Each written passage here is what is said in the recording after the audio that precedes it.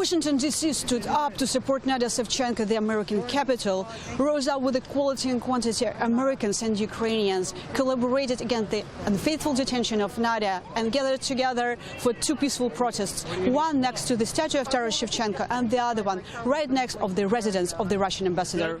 Banners, flyers, loudspeakers and Ukrainian flags, all in front of a Russian embassy. The building is just a few blocks away from the White House. The protest was loud enough to be heard even there. Putin, go away! Free Nadiya Savchenko! Free Nadiya Savchenko! This is another protest in support of the Ukrainian pilot. It was next to the statue of Taras Shevchenko in downtown Washington, D.C.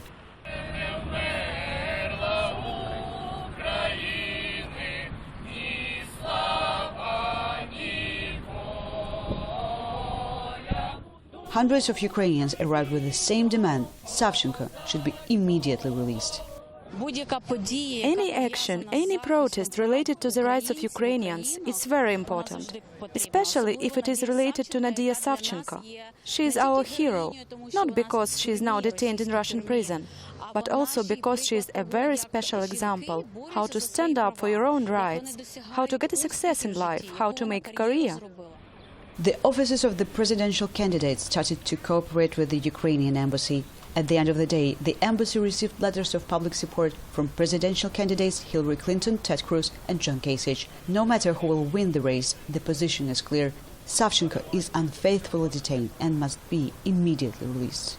The same position is held by the ambassador of the United States to United Nations, Samantha Power, and Republican Senator John McCain. They both insist actions of Russia are outrageous violation of the Minsk Agreement, and the person responsible for this is Vladimir Putin.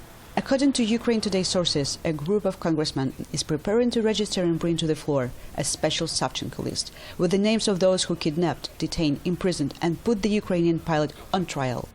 I'm predicting that some initiative could appear soon in the US Congress related to the so-called Savchenko's list. There are some resolutions, declarations and political statements.